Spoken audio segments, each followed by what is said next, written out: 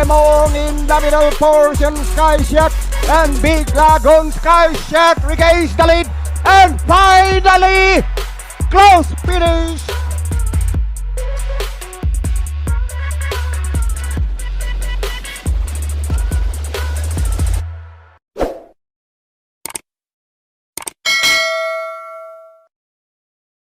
Good day bayang karerista, welcome back sa ating channel dito sa Karera sa Pinas. Muli tayong magbibigay ng ating mga kursunada, tips at analysis para naman sa magaganap na karera ngayong araw naman ng Miyerkules, August 5, 2026. Balik na tayo dito sa karera ng Metro Manila Turf Club sa Malvar, Batangas. Magsisimula ang mga karera ng alas 5:30 ng hapon, meron tayong 7 karera. Paglalabanan sa distansyang 1200 meters, the usual, meron tayong isang set ng winner take all, isang set ng pick 6, isang set ng pick 5, isang set ng pick 4, at syempre nandiyan yung mga paborito nating exotics. Balik na tayo dito sa karera ng Metro Turf. Sumakit ang ulo ng bayang karerista sa mga nangyaring karera last week sa PJC. Dalawang carry over ang nangyari at nagkaroon pa nga ng kontrobersya na naman sa naging bigayan ng dividendo nung winner take all natin nung Sunday. 57,000 lang ang naging dividendo pero marami nagsasabi na mali ang computation, parang 60,000 ata ang dapat.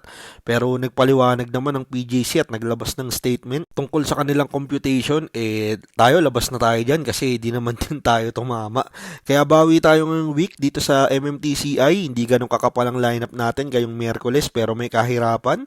Wala akong makitang paninggil kaya naman lagi nating paalala, sama nyo yung mga kursonada o silip yung dihado. Baka tayo naman na makachamba ngayong week. Makatulong sana ang mga tips natin. Huwag na natin patagalin pa. Simulan na natin bayang karerista. Race number 1, start ng ating winner take all, races 1 to 7, isang Pilracom rating based handicapping system class 4, 42 to 56 split, meron tayong 8 kalahok. Dito ang first choice ko, yung numero 5 si Amor Mi Amor, gagabay ni Lester De Jesus. Last July 25, dito rin sa Metro Turf, nagtala ng 1 minute 27.4 sa 1400 meters kung saan pamang-anim siya kala high octane at make no mistake. Ito, balik na manakbo dito sa Malvar lately, laging sa kabila na nadakbo to. Baka mas gusto niya yung pista dito, isa pa, parang humina na ang laban. Problema ko lang dito, maraming matulin, andyan si My Boy Lollipop at si Noble Touch, pero kung labas to, baka diskartehan ni Lester. Basta ilaban, tingin ko malaki chance nito. Ang panigundo ko naman dito yung numero 8, si Sweep Singi, gagabay ni Ryan Base. Last July 22, dito rin sa Metro Turf. Nagtala naman niya ng 1 minute 13.8 sa 1200 meters kung saan pumanglima kala Sir William at Anli Byrne. Ito naman na nakikita kong pwedeng sumulat pag nag-ubusan or nagbakbakan yung mga matutulin sa unahan. Maganda pwesto ngayon, pahiyang pa ngayon kay Ryan Base, baka maganda ikilos. Baka makarimate ng maganda to, gawa nga ng magandang pwesto, kaya yan ang panigundo ko. Good luck bayang karerista.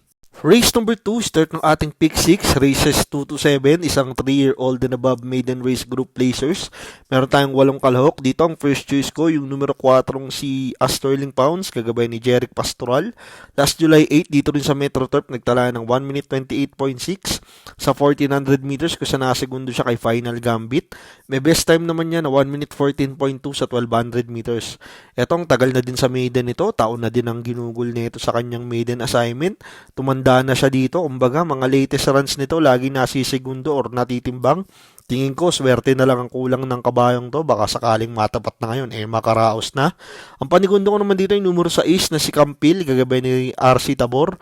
Last July 31 sa PJC nagtala ng 1 minute 15.4 sa 1200 meters kung saan nasegundo naman siya kay Who Am I. Ito may best time naman sa 1200 meters dito sa Metro Turf na 1 minute 15.8. Ito naman kada tumatakbo nag-i-improve ang performance nito, paganda ng pagandang prebang tinatala. Mukhang nagmamature. Ito naman ang pwedeng rumimate sa tingin ko, baka biglang maganda gising nito. Ito ang nakikita kong pwedeng simulat dito sa race 2. Kaya yan ang panigundo ko. Good luck bayang karerista. Race number 3, start ng ating pick 5, races 3 to 7, isang Pilracom rating based handicapping system class 4, 42 to 56 split, meron tayong 8 kalahok. First choice ko dito yung numero 7 si Whirlwind, gagabay ni JD Calagos. Last July 22, dito rin sa Metro Turf, nagtala ng 1 minute 14.8 sa 1200 meters kung saan pumanglima siya kila Sting at My Boy Lollipop. May best time naman niya na 1 minute 13.4 sa 1200 meters. Ito nakaraan, sumusugod na din to, pero pero naubos na din kakahabol kila Sting at My Boy Lollipop. Dito parang bumaba ang laban niya, maganda pa ang numero, baka maisunod na agad ni Calagos to. Yan ang first choice ko. Ang panigundo ko naman dito yung numero 8 si Chiller, gagabay ni Joel Ciego. Last July 24, dito rin sa MetroTurf, nagtala naman niya ng 1 minute 13 sa 1200 meters. Kung saan segundo naman siya kay Spolarium. Ito naman, maganda na pinakita nakaraan. Nakalayo lang yung Spolarium sa karerang yun, pero ang lakas din ang dating nito. Pahiyang ngayon ng connections kay Joel Ciego itong mga Ciego brothers, maraming pinapanalo to lately. Nag-birthday pa si Madam Renzel nung nakaraan, kahapon na tayo, baka pa birthday to. Baka maganda ikilos ngayon nito, makarimate din na maganda, kaya yan ang second choice ko. Good luck bayang karerista. Race number 4, start ng ating pick 4, races 4 to 7, isang field rack rating based handicapping system class 4, 42 to 56 split, meron tayo ulit 8 kalahok. Ang first choice ko dito, numero 7 si Baby Hopblood, kagabay ni Mark Alvarez. Last July 24, dito rin sa MetroTurf, nagtala ng 1 minute 10.8 sa 1200 meters kung saan tinalo niya si Warchip at Calendar Girl. Ito, mainam na mainam ngayon tong kabayan na to. Talagang mukhang bumalik na ang buti nito nung binigay kay Mark.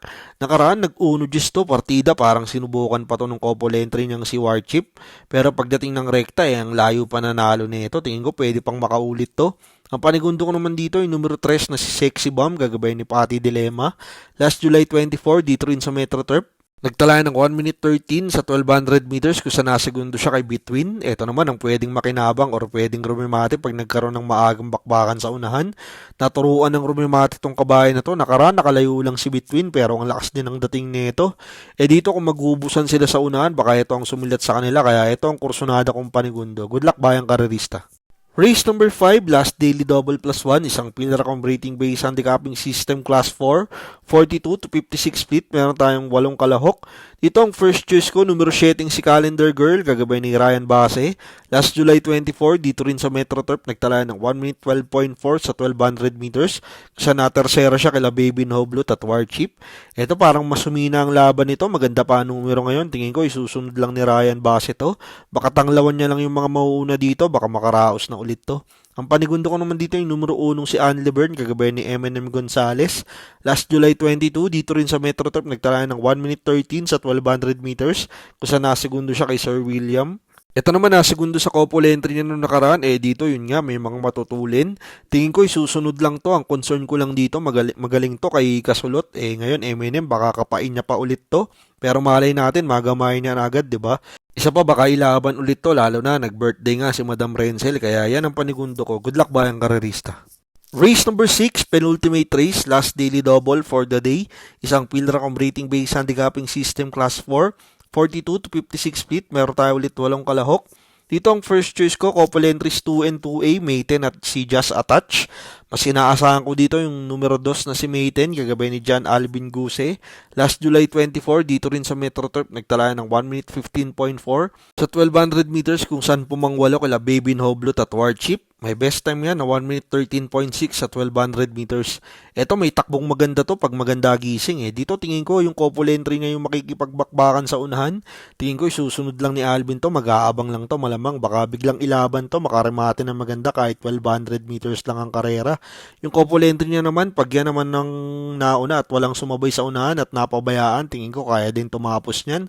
Parehas may panalo tingin ko tong entries ni Senyor Patrick. Isang bandera, isang darimate, kaya yan ang pang primera ko.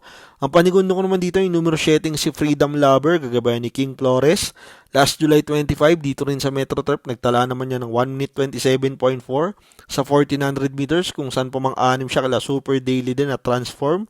Ito mataas na grupo ang nalalabanan lately parang mas gumanda chance niya dito. Problema ko lang dito, baka makipaghagaran agad sa unahan, pero kung madiskarte na maganda ni King Flores, tingin ko malaki din ang panalo nito, kaya yan ang panigundo ko. Good luck bayang karerista. Race number 7, last race for the day, isang field rack rating based handicapping system class 4, 42 to 56 split, meron tayo ulit 8 kalahok. Ang first choice ko dito yung galing sa panalong numero 2 na si Litigate, kagabay ni Patty Dilema. Last July 24, dito rin sa MetroTurf, nagtala ng 1 minute 11.6 sa 1200 meters kung saan tinalo niya si Darklight. Ito impresibo yung panalo nito sa kanyang maiden assignment. Tingin ko pwede pang magkomento to. Daming tsumak dito nun pero pagdating ng rekta lumayo pa to. Dito maraming matulin. Tingin ko ibang strategy ang gagawin ni Patty dito. Baka isunod niya lang to. Baka magkomento pa nga to dito. Ang panigundo ko naman dito yung numero 8 si Solidaria gagabay ni Abu de Ocampo. Last June 27, dito rin sa MetroTurf, nag-barrier naman yan, nagtala ng 1 minute 17.6 sa 1200 meters, pero may best time yan na 1 minute 11.6 sa 1200 meters. Ito naman na bakasyon, dating kay Big Boss James to, pero na kay Mr. Hermes Guerra na din. Nung barrier nito, hindi ganun kaganda ang preba, pero di naman din ginalawan. Last official run niya nung January, nag-1-11 din yan, baka tinago lang ang preba nito, baka biglang ilabas yung totoong buti ngayon, kaya yan ang panigundo ko dito. Pero last race, paratingan, lagi nating paalala, magdagdag kayo dito sa last race. Sama nyo yung mga silip yung dihado para pag namumuro na kayo, mas malaki na ang chance ang manalo ng mga parating nyo dito sa huling karera. Good luck bayang karerista! At yan ang ating mga kursunada, tips at analysis para naman sa magaganap na karera ngayong araw naman ng Miyerkules, August 5, 2026. Dito pa din sa karera ng Metro Manila Turf Club sa Malvar, Batangas. Lagi nating paalala, ito yung sariling aral at kursunada lamang pagdating sa tayaan, kayo pa din ang masusunod.